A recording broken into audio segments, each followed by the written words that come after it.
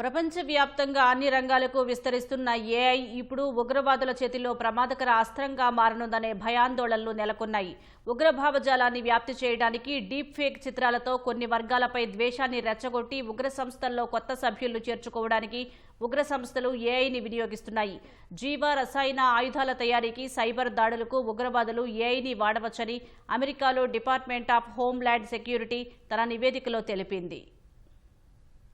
ప్రపంచం మొత్తం కృత్రిమ మేధశక్తిని ఉపయోగించుకోవడానికి పోటీ పడుతుంటే మరోవైపు ఉగ్రవాద సంస్థలు కూడా ఈ అత్యాధునిక సాంకేతికతతో ప్రమాదకరమైన ప్రయోగాలు చేస్తున్నాయి. ఈ సాంకేతికతను పూర్తిగా ఎలా ఉపయోగించాలో ముష్కరులకు ఇంకా స్పష్టంగా తెలియకపోయినా దాని సామర్థ్యాన్ని పరీక్షించడం ప్రారంభించారు. ఉగ్రవాద సంస్థల్లో కొత్త సభ్యులను చేర్చుకోవడానికి అత్యంత వాస్తవికంగా కనిపించే డీప్ ఫేక్ చిత్రాలను రూపొందించడానికి, సైబర్ దాడులకు మరింత పదును పెట్టడానికి, జీవ రసాయన ఆయుధాల తయారీకి ఉగ్రవాదులకు ఏఐ ఒక శక్తివంతమైన సాధనంగా ఉపయోగపడవచ్చని అమెరికా భద్రతా నిపుణులు, నిఘా సంస్థలు హెచ్చరిస్తున్నాయి.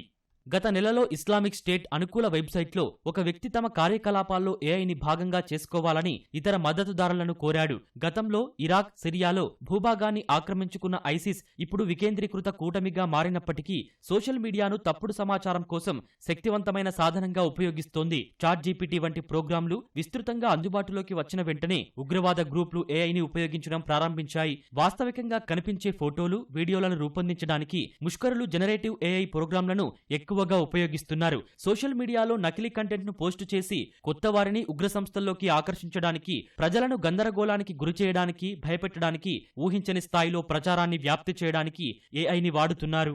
2 ఏళ్ల క్రితం ఇజ్రాయెల్ హమాస్ యుద్ధం సమయంలో బాంబు దాడులకు గురైన భవనాలలో రక్తసిక్తమైన, విడిచిపెట్టిన పిల్లల డీప్ ఫేక్ చిత్రాలను ఇటువంటి బృందాలు వ్యాప్తి చేశాయి. కొన్ని వర్గాలపై ద్వేషాన్ని పెంచడానికి, కొత్త సభ్యులను చేర్చుకోవడానికి ఈ ఫోటోలను ఉగ్ర సంస్థలు ఉపయోగించాయి. ఉగ్రనేతల సందేశాలను త్వరగా అనేక భాషల్లోకి అనువదించడానికి ఏఐని ఉపయోగిస్తున్నారు. చౌకైన, శక్తివంతమైన ఏఐ విస్తరిస్తున్న కొద్దీ ప్రమాదాలు పెరిగే అవకాశముందని మాజీ సిఐఏ ఏజెంట్ మార్కస్ ఫౌలర్ అన్నారు. హానికరమైన కోడ్ రాయడానికి లేదా సైబర్ దాడులను ఆటోమేట్ చేయడానికి కూడా ముష్కరులు ఏఐని ఉపయోగించే ప్రమాదం పొంచి ఉంది.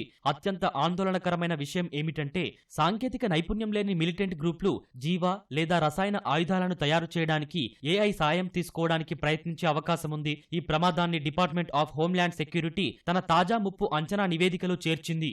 ఇస్లామిక్ స్టేట్, అల్ ఖైదా ఉగ్ర సంస్థలు తమ మద్దతుదారులకు ఏఐని ఉపయోగించడం నేర్పించడానికి శిక్షణ శిబిరాలు నిర్వహించాయని ఇటీవల జరిగిన ఒక విచారణలో తెలిసింది. ఈ అత్యవసర ముప్పును ఎదుర్కోవడానికి చర్యలు తీసుకోవాలని అమెరికా చట్టసభ సభ్యులు ప్రతిపాదనలు చేశారు. ఏఐ డెవలపర్లు తమ ఉత్పత్తులను ఉగ్రవాదులు, నేరస్తులైన హ్యాకర్లు లేదా విదేశీ గూఢచారులు ఎలా ఉపయోగిస్తున్నారనే దాని గురించి సమాచారాన్ని పంచుకోవాలని సెనేటర్ మార్క్ వార్నర్ అన్నారు.